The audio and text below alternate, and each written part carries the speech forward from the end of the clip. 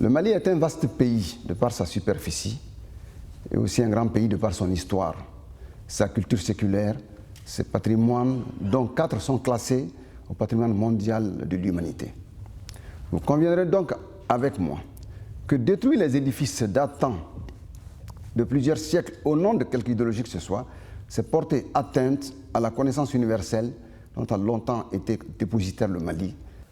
Terrorisme, guerre, destruction d'édifices, le ton est donné. Les 12 et 13 juin, la communauté malienne de France s'est réunie à la maison de l'UNESCO à Paris autour d'une problématique: comment mieux prendre en compte les conditions de vie des jeunes du Mali à l'approche du premier tour de l'élection présidentielle prévue le 28 juillet. Durant 2 jours, nous avons travaillé sur la thématique de la jeunesse malienne entre autonomie, mobilisation et exclusion. La rencontre des chercheurs autour de la question malienne a permis d'initier la mise en place des réseaux, un réseau de chercheurs qui a vocation à durer dans le temps. Donc un réseau qui va se saisir des questions fondamentales de notre pays pour que la décision politique s'appuie sur une véritable réflexion entreprise dans les universités et aussi dans le milieu de chercheurs. La jeunesse malienne entre autonomie, mobilisation et exclusion, c'est le thème retenu pour la première édition de ce colloque international. Formation, migration, insertion professionnelle et participation à la vie politique, 4 axes de réflexion ont été définis.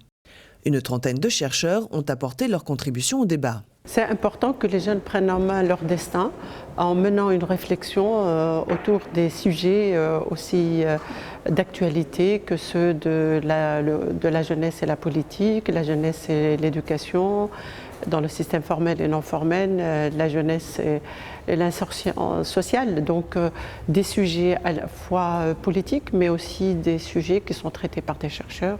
Au sein du panel Participation politique, 4 conférenciers ont présenté leurs travaux et animé des discussions.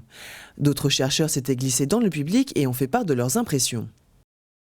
Ce que j'ai trouvé intéressant dans ce panel, c'est à la fois une présentation du pouvoir au Mali, en insistant sur les caractéristiques liées à l'âge au niveau de ce pouvoir, pour faire ressortir peut-être quelque chose que nous savons tous, mais qui a été documenté à travers cette intervention. C'est la forte présence des vieux, entre guillemets, des personnes âgées dans les instances du pouvoir.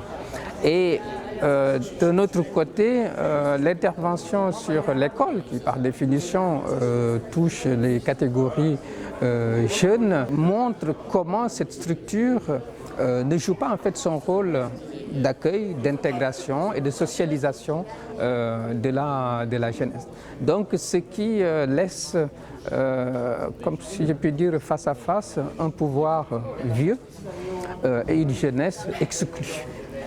Au sortir de 2 jours de débat, chacun s'est fait son opinion. Très instructif dans la mesure où chacun, en fonction de son domaine de prédilection, a apporté un plus à ce colloque international. Une journée dynamique, scientifique et d'échanges très encourageants.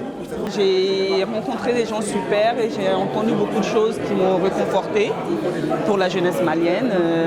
Je trouve qu'ils ont fait du très bon boulot et c'est quelque chose à continuer, surtout à travailler en parallèle avec le Mali.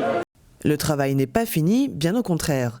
Les États généraux de la jeunesse malienne ambitionnent à présent de remettre aux autorités de Bamako un cahier de doléances qui résumera ces 2 jours de débat ouverts sur l'avenir des jeunes du pays. Avec l'organisation de cet événement, la jeunesse malienne s'inscrit dans la ligne de conduite d'un des textes fondateurs du patrimoine intellectuel et culturel de l'Afrique, la Charte malienne du Mandé. Ce texte oral, terreau de la tradition humaniste africaine, délivre entre autres la recommandation suivante: veille sur la patrie.